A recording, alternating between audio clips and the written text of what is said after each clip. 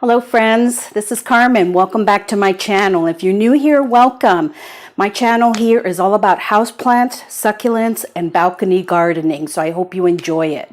Today, I'm going to share with you my 5 top favorites for January, the 5 plants that have really been doing well for me this month. And at the end, I'm going to share one that's not doing so well. It's my problem child. And you guys have helped me out in the past before with problem children, and I'm going to show you that one and see if you can figure out what I'm doing wrong with this little guy. So stay tuned. Okay, so let's get started. The first one I have is this Anthurium. It's a standard Anthurium. I'll put the botanical name up here. And I got this about 3 or 4 months ago on clearance at Lowe's. It was $3. It was flowering at the time with red flowers or brackets, and it hasn't since then. They've died off, but it hasn't since then. But it's put out lots of new leaves. There's another one coming in right there. And it's doing really, really well in my east-facing window. It gets bright light, and in the morning time, sometimes some dappled light, sunlight, but it seems to be okay with that. And it's doing well. I have it in just some very free-draining soil with it's potting soil, orchid bark, and perlite. And it's been in this pot for, well, since I repotted him, since I brought him home. It's doing well in that. I water him probably right now in the winter about every 10 days, but I do check with a moisture meter about that it's dry about 2 inches down. And in the summertime, I think it was, when I first got him, it was probably weekly, if not more, depending upon how hot it was. But it seems to be doing well with that. What I would really like for him to do is flower for me again. And if you guys know of a way to get him to flower again, I would appreciate that so much. I don't know if it's a seasonal thing with these Anthuriums, this species, or do I need to give it more light, or just need to be patient and wait and he'll eventually flower. But that's hard to do, as you know. So if you know that, please let me know in the comments below, some advice on that, and I'd appreciate it. So this is number 1, my just standard Anthurium, and he's doing wonderful. I love him. So the next one I actually got on the same clearance haul as that one, and that's this peace lily. And he's not a big guy, and he looked terrible when I got him. You know, he looked like he had not been watered in weeks probably. But I brought him home, gave him some water, and he just bounced right up. Since then, he's put off a lot of leaves, and now, as you can see, he's giving off 3, let's see if I can turn around, 3 buds there. So I'm so excited that he's finally blooming for me. And he's just doing wonderful. This one is in a terracotta pot, so he will let me know when he dries out, which is a little bit faster than the Anthurium because it's in a plastic pot. But I'll water him, you know, when he starts drooping. You know, peace lilies are notorious for letting you know about that, which is a good thing. But I just got a water pitcher to filter my water because it's very hard, and I want to get rid of these brown tips that are on some of my plants with the foliage, green foliage. And so hopefully that will help in that. But this peace lily is just doing wonderful. I'm not going to repot him in the springtime. He loves it in here. It's plenty of room for him to continue growing and get bigger. So if anything, in the springtime, I'll just probably put some worm castings on top for some more nutrients, and that'll be it. But this peace lily is my number 2. Now, in keeping with the peace lily theme, this one I got recently from Home Depot. This is number 3, my variegated peace lily, or Domino peace lily.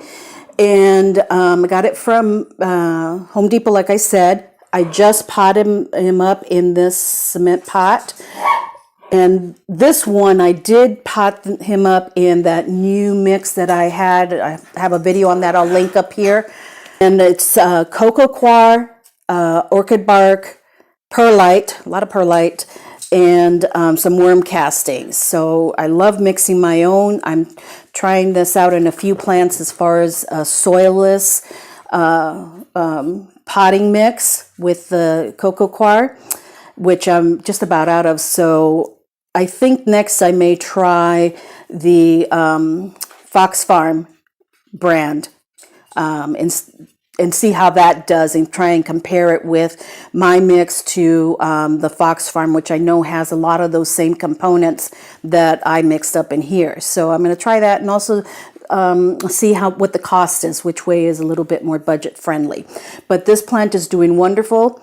It hasn't flowered. It wasn't flowering when I got it, but it's giving off lots of new leaves with variegation, so that's good.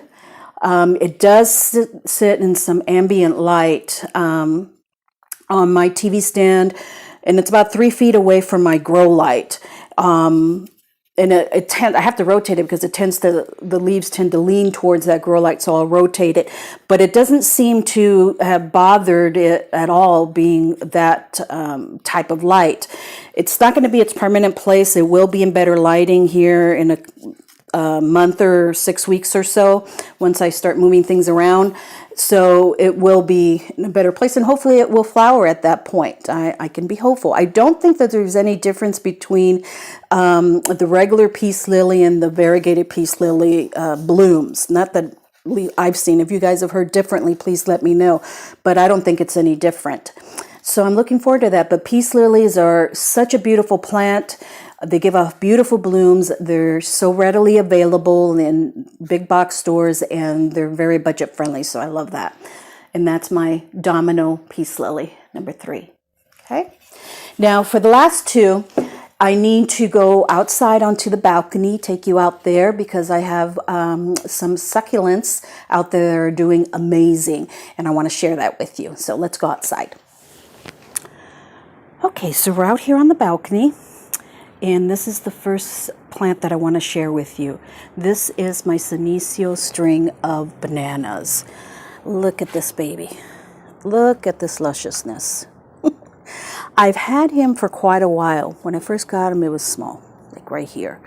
And I've had him for about 2.5 years, and look at how much he's grown.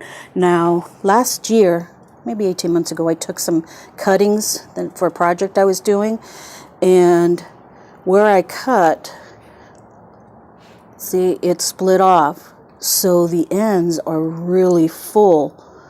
See how it's gotten different trails there where it's split off? So it makes it really look lush at the bottom. I would thought that he may bloom by now, because he has bloomed for me before, but I think it's waiting for more spring-like weather.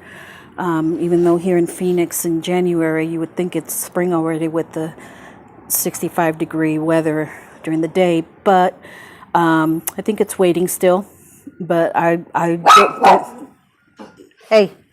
don't doubt that it will bloom for me again. It has in the past, and it's so healthy that I think it will. Now it is I have not changed the soil in a couple years, but it's in very fast draining succulent mix with some perlite. I have it in this coco coir basket. This is wonderful for if you're have succulents you want to put outdoors, because in this form, it really drains quickly. Obviously, you need to put it somewhere where you don't mind it draining out, because it will drain out and, sprinkle whatever is below them. But I find that the plants, succulents in particularly, that I put in this type of basket do well, as opposed to definitely ceramic. And terracottas, would be the next best option. But this one, if you have a place that you can hang them and don't mind the water dripping down, I would recommend that definitely. So this is my Senecio string of bananas.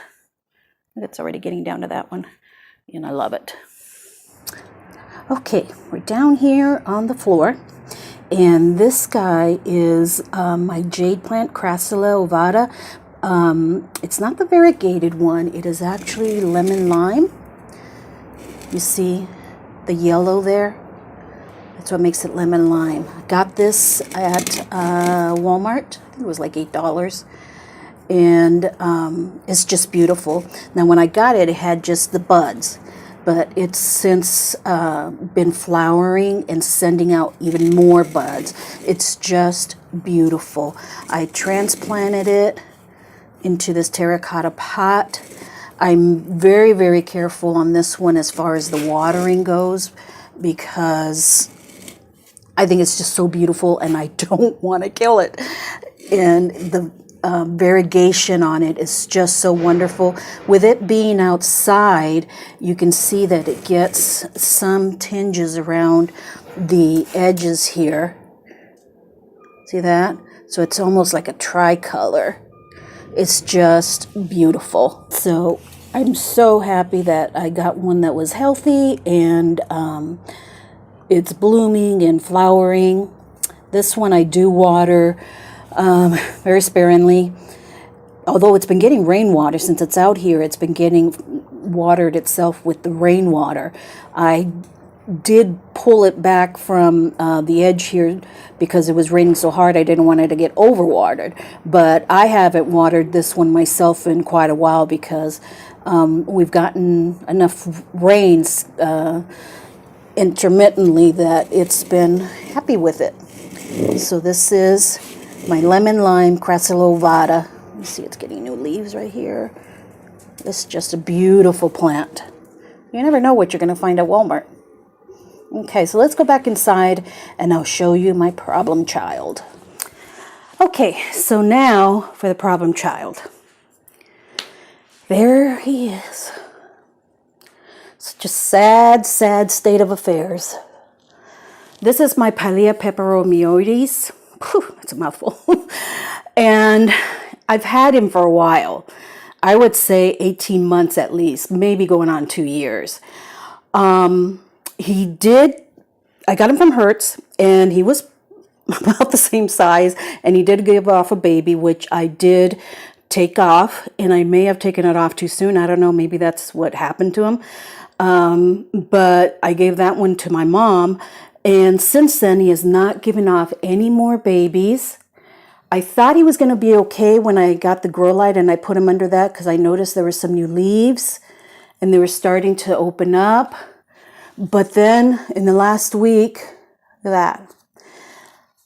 These older leaves have gotten just bad. The new leaves don't look like they're going to open up all the way. There's no babies at all. The soil is moist. You know, I check the watering. I don't try not to overwater him, and I don't think I am because he's not mushy or anything. It could be the water I'm using. Maybe the new filtered water will help, but I don't know. I just think that there's got to be something more I can do for him. Maybe he doesn't like the grow light. If you have one of these, what do you do to keep it happy?